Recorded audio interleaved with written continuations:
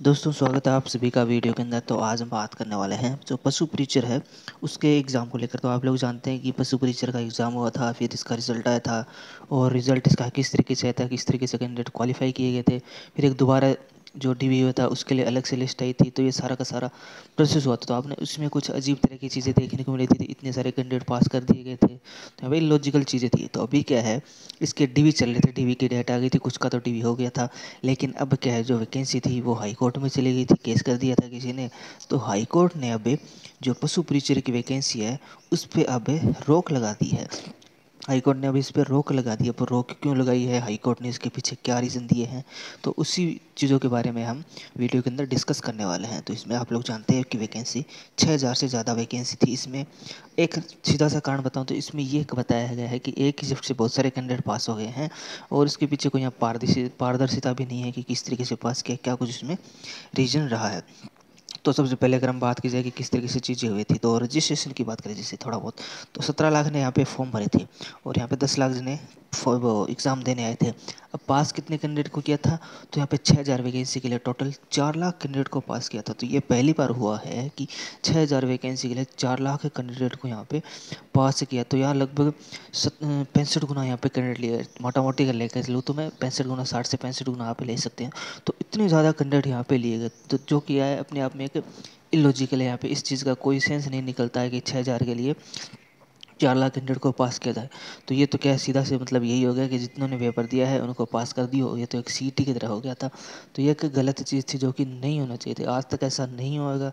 अगर पास करना है डीवी के लिए या फिर आगे की प्रोसेस के लिए, तो हो सकता है कि 1.5 गुना कैंडिडेट के लिए या फिर 2 गुना कैंडिडेट ले, क्योंकि इनको क्या फिर निकालना बहुत ही ज़्यादा दिक्कत होती है। अगर 2 पेपर हो तब तो हो सकता है कि हम दूसरे पेपर में निकाल दें, पहला पेपर हो जाए फिर अलग अगला पेपर हो जाए, मेंस हो जाए, तब निकाल सकते हैं। लेकिन इसमें तो क्या है, सिंगल ही पेपर है, बाद में सिर्फ डीवी है। तो उसमें क्या है, बहुत दिक्कत होती है निकालने में, कहाँ निकाले कैंडिडेट को। फिर इसके लिए क्या हुआ, फिर आगे दिक्कत हुई, तो इसलिए फिर एक लिस्ट और निकालेगी जिसमें क्या किया गया था कि जो डीवी था उसके लिए अब 1.25 सवा गुना कैंडिडेट को ही लिया गया था। तो ये बात यहाँ पे सही थी। सवा गुना कैंडिडेट को यहाँ पे जो आपका स्क्रूटनी फॉर्म है उसको उसको भरवाया गया था कि आप पहले स्क्रूटनी फॉर्म भरे। तो डीवी होती है उससे पहले स्क्रूटनी फॉर्म भरना होता है हमें। स्क्रूटनी फॉर्म क्या है कि आपको एक बेसिक सा फॉर्म होता है, बेसिक डिटेल इसमें भरनी होती है कि जो भी फॉर्म में अगर आप भरते हैं, एड्रेस वगैरह हो गया, परमानेंट एड्रेस वगैरह, सही सही डिटेल जो भी नेम वगैरह जितना भी होता है, जो आपकी कैटेगरी वगैरह, वही लंबा चौड़ा फॉर्म होता है। उसमें सारी चीज़ें होती है। कोई अगर एक्स सर्विस मैन वाला है, कोई अगर जॉब कर रहा है, तो उनके लिए सारा का सारे ए टू जेड टोटल सिस्टम होता है, उसको अच्छे से चेक किया जाता है। ऐसा नहीं है कि उसमें कुछ हम गलत गड़बड़ कर सकते हैं, उसको अच्छे से चेक किया था।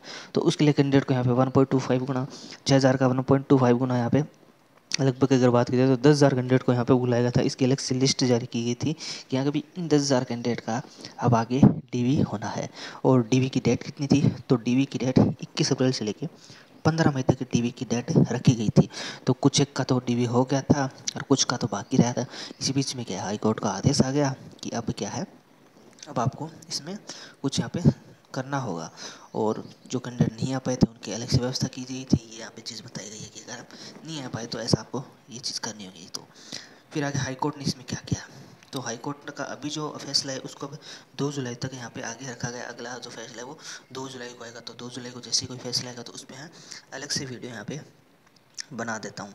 अब हाई कोर्ट का जो मेन जो आपका मुद्दा है वो किस चीज़ पे है, तो मेन मुद्दा है नॉर्मलाइजेशन को लेके, कि जो नॉर्मलाइजेशन हुआ है वो आखिरकार किस तरीके का नॉर्मलाइजेशन हुआ है, कि इसमें सिस्टम अलग ही तरह का सिस्टम यहाँ पे चल रहा है, नेक्स्ट लेवल पे चीज़ें हो रही है। जैसे 6 शिफ्ट में टोटल पेपर हुआ था, मतलब एक दिन में यहाँ पे 2 शिफ्ट हुई थी, तो मतलब 3 दिन इसका पेपर चला था। 6 शिफ्ट में टोटल इसमें पेपर हुआ था।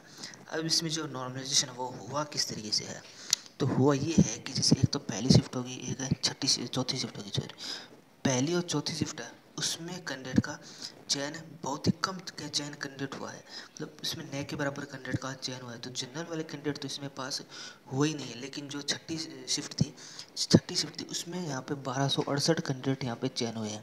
मतलब 6,000 में से 1,268 कैंडिडेट तो सिर्फ एक सिंगल शिफ्ट में ही चयन कर लिया है। बाकी 4,800 कैंडिडेट बच गए, वो तीनों शिफ्ट, सॉरी, जो 500 शिफ्ट बच गई उसमें से हुआ है। अब ये किस तरीके से हो गया कि एक शिफ्ट से तो बहुत सारे ज़्यादा कैंडिडेट पास हो रहे हैं और दूसरी से यहाँ पे हो ही नहीं रहे हैं। और ये हुआ किन के साथ है, जो ओबीसी और जनरल वाले हैं उनके साथ ये चीज़ें हो रही है। यहाँ पे जो ओबीसी और जनरल है उनके साथ हो रहा है कि उनका एकदम बिल्कुल भी चयन नहीं हुआ है, और बाकी SC ST वाले हैं उनको यहाँ पे चयन हो गया है।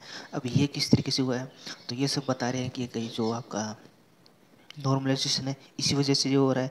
तो आखिरकार कैसा नॉर्मलाइजेशन का फॉर्मूला अप्लाई किया गया है और ये किस तरीके से सिस्टम है कि आपके ना तो आपको नंबर्स पता है कि आपके नंबर कितने आए हैं, आपको कुछ भी नहीं पता है कि हमारे नंबर कितने आए हैं, हमारा सिलेक्शन क्यों नहीं है। उससे पहले कि आपका DV करा लिया है कि नंबर आपके तो आए ही नहीं है, कट ऑफ आपने जारी नहीं की, बिना कट ऑफ के आप DV के लिए कैसे बुला सकते हैं। अब ये भी इसमें एक इशू है।